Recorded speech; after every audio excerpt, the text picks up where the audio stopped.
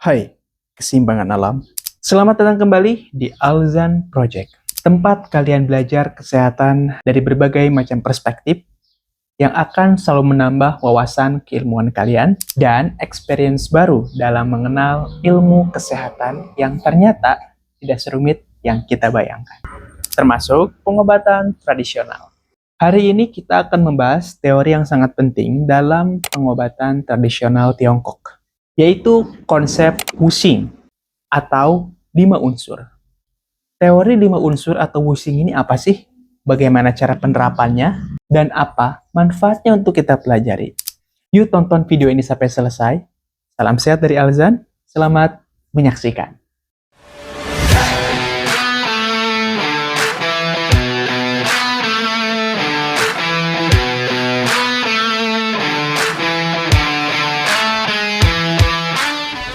Konsep Wuxing atau 5 unsur adalah suatu teori yang sangat fundamental ya guys. Jadi memang nggak bisa dipisahkan banget dalam literatur pengobatan tradisional Tiongkok. Unsur-unsur ini digunakan sebagai kiasan ya. Jadi bagaimana orang zaman dahulu menggambarkan situasi seseorang itu melalui 5 elemen ya, yaitu kayu, api, tanah, logam, dan air. Nah, kelima elemen ini dijadikan gambaran bagi orang-orang terdahulu untuk melihat, mengecek, mendiagnosis, bahkan menyimpulkan suatu kondisi di dalam tubuh kita. Manusia itu sangat intim dengan alam ya. Beda dengan zaman sekarang yang memang sudah terlalu banyak distraksi di dalamnya. Maka jarak antara kita dengan alam ini cukup renggang ya. Dan bagaimana ketidakseimbangan dalam unsur-unsur ini dapat menimbulkan suatu penyakit. Berikut ini adalah penjelasan tentang masing-masing unsur dan bagaimana hubungannya dengan kesehatan kita. Nah, buat kalian yang suka dengan ilmu kesehatan, baik itu modern maupun tradisional, silakan untuk klik tombol subscribe di bawah. Nyalakan tombol notifikasinya, share seluas-luasnya, dan tinggalkan jejak kalian berupa komentar di bawah ya, biar nanti kita bisa diskusi dengan sehat. Biar memudahkan, gimana kita singkat aja ya dari kelima unsur ini menjadi KATLA. Kayu, tanah, api, air, logam. Sudah hafal? Yang pertama apa? Kayu. Kita akan membahas elemen kayu. Organ yang terkait dengan elemen kayu yaitu liver atau hati dan gallbladder atau kantung empedu.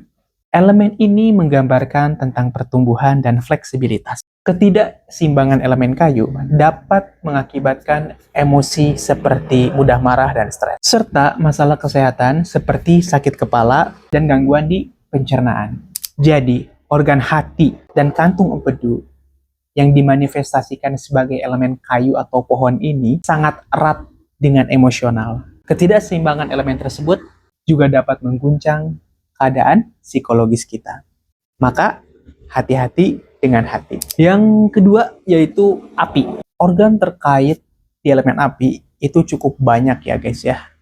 Ada 4, yaitu jantung, usus kecil, selaput jantung, dan tri pemanas.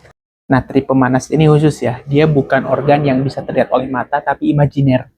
Jadi kayak apa ya? Kayak atmosfernya organ yang menyeliputi organ kita. Dan sifatnya itu bioenergi. Nanti untuk penjelasan lebih lanjutnya kita akan bahas di kelas intensif. Elemen ini digambarkan sebagai sumber energi dan gairah. Ketidakseimbangan elemen api dapat menyebabkan gangguan tidur atau insomnia, kecemasan, dan gangguan jantung. Maka dari itu, kalau kalian melihat seseorang yang bergebu-gebu, contoh ketika lagi orasi, nah, kira-kira elemen apa yang sedang aktif? Kayu, tanah, api, air, atau logam? Ayo jawab. Ya, elemen api. Karena api itu menunjukkan simbol semangat, gairah. Kita bisa lihat aja lah, api itu kan berkobar ya. Jadi orang-orang yang punya elemen api ini cenderung lebih energik. Tetapi ketika unsur ini sudah tidak stabil, maka akan mengakibatkan kecemasan-kecemasan berlebih. Yang itu bisa sangat tergambarkan dan dapat kita analisis menggunakan teori 5 unsur ini. Berikutnya ada tanah. Organ yang terkait yaitu limpa dan lambung sebagai bejana yang tidak akan pernah penuh. Melambangkan stabilitas dan nutrisi. Ketidakseimbangan elemen ini dapat mengakibatkan gangguan yang paling umum diderita oleh kebanyakan orang di luar sana, yaitu pencernaan. Jadi, ketika kalian sudah menemukan kasus-kasus pencernaan seperti GERD ya, di lambung, kemudian diare, dan lain sebagainya, itu yang bertanggung jawab adalah elemen tanah atau organ limpa dan lambung. Dari itu, menjaga kestabilan nutrisi pada elemen tersebut adalah kunci untuk menjaga sistem pencernaan kita tetap sehat. Berikutnya adalah logam. Organ yang terkait yaitu paru-paru dan usus besar, melambangkan konsentrasi pemusatan energi. Ketidakseimbangan pada elemen logam dapat mengakibatkan gangguan saluran pernafasan, kulit kering, dan rasa sedih yang berlebih. Yaitu kenapa kalau misalkan kita lagi mellow ya, mellow, galau, Meow, meow, meow, meow. nah yang kita cari itu rasa pedas. Mengapa rasa pedas? Ada yang tahu? Ya, seger, aku tahu. Tapi kenapa orang cenderung mencari pelampiasannya ke rasa pedas? Karena rasa pedas itu dapat memicu nafas kita jadi jauh lebih cepat. Coba deh kamu makan pedas. Ada gitu yang napasnya lambat? Pasti. Nah, itulah yang akhirnya memacu paru-paru kita, memompa paru-paru kita untuk melepaskan muatan-muatan energi negatif yang ada di dalam tubuh kita. Berupa itu tadi, kegalauan, kegandagulanaan kalian itu dapat keluar semua lewat nafas. Ya, bukan segernya, tapi nafasnya. Maka dari itu penting banget buat kita paham, oh ternyata dengan menjaga pola nafas, kita dapat mengendalikan 80% tingkat stres yang ada. Tapi orang zaman sekarang pengen tahu simpelnya aja. Makanya mereka cari alternatif paling mudah, yaitu jajan seblak. Masalahnya selesai, lambungnya kena.